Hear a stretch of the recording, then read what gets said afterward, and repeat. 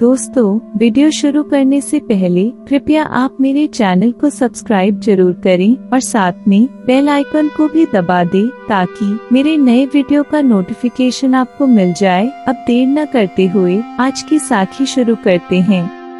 एक समय की बात है, सत्ता और बलबड़ा नामक दो मिरासी थे। यह गुरु अर्जुन साहिब के दरबार में राग पाठ करते थे। उनके घर एक जवान लड़की थी। उसकी शादी की उनको फिक्र हुई। एक दिन गुरु साहिब से कहने लगे कि लड़की की शादी करवानी है, हमें कुछ माया चाहिए। गुरु साहब ने कहा, बहुत अच्छी बात है। यह कहकर 200 रुपए देने लगे, लेकिन उन्होंने वह पैसे लेने से इनकार कर दिया और कहा कि आपके दरबार में 1000 शिष्य आते हैं, आपको क्या परवाह रुपयों की, आप तो बोरियों को खोल दो।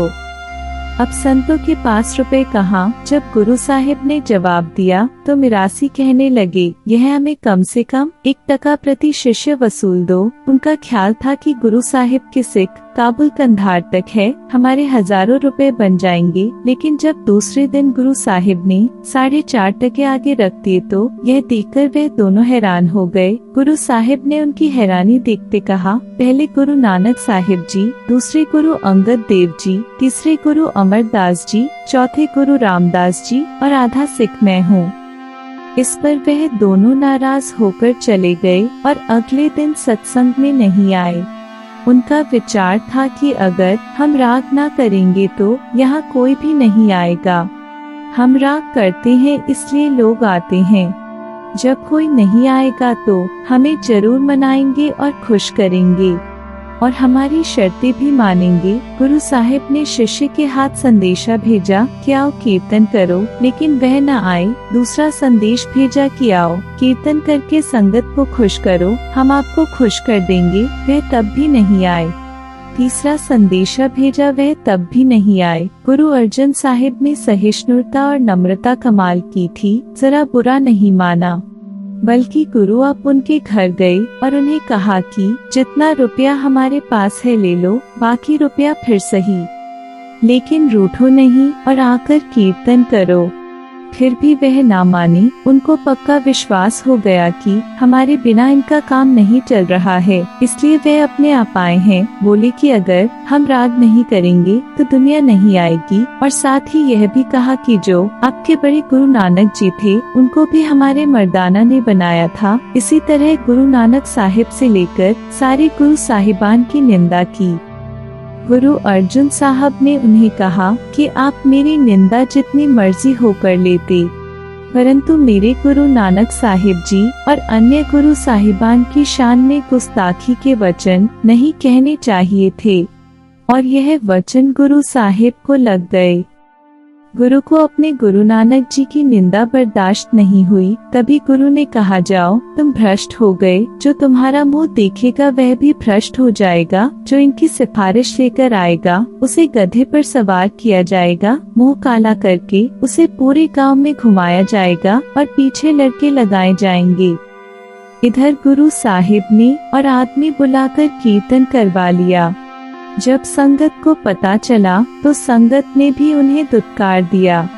मालिक की मौज, वह दोनों उसी वक्त बीमार हो गए, कोढ़ हो गया और शरीर से खून बहने लगा। जितना रुपया पास था दवाइयों पर खर्च हो गया। अब जिस शिष्य के पास जाते हैं वह मुंह नहीं लगाता।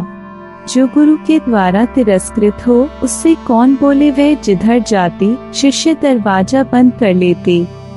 जब सत्य परेशान हो गए तब भाई लद्धा के पास गए। लद्धा अपने परोपकार के लिए मशहूर थे। उनको नीचे से आवाज लगाई, लद्धा लद्धा, जैसे भी हो सके अब हमको बचाओ, दुनिया में हमें कोई बर्दाश्त करने वाला नहीं है। जब लद्धा ने आवाज सुनी उसने भी मुंह ढक लिया और दरवाजा बंद करते हुए बोला कि गुरु के फटकारे हुए को कौन बर्दाश्त करे। जब उन्होंने बहुत विनती की और कहा कि गुरु की खातिर हमें बचाओ, तो उन्होंने कहा, अच्छा जो कुछ मुझसे हो सकेगा मैं करूँगा, अब तुम जाओ। तब वह अपने घर को चले गए।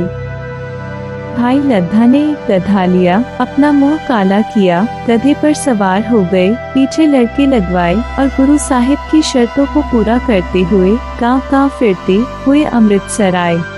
जब सारे शहर का चक्कर लगाकर गुरु साहिब के पास आए तो उन्होंने दूर से देखकर पूछा, यह शोर कैसा? संगत ने कहा कि जी लद्दा गधे पर चढ़ के चले आ रहे हैं। जब पास आए तो अर्ज की, सच्चे पातशाह गुरु के धकेल हुए को कहीं ठिकाना नहीं, अगर कहीं ठिकाना हो तो बताओ। गुरु साहिब दयाल हो गए और फरमाया अच्छा उनको बुलाओ। वह दोनों आए और गुरु साहिब से क्षमा मांगने लगे। तभी गुरु ने कहा, जिस मुंह से गुरु साहिबान की निंदा की थी उसी मुंह से प्रशंसा करें।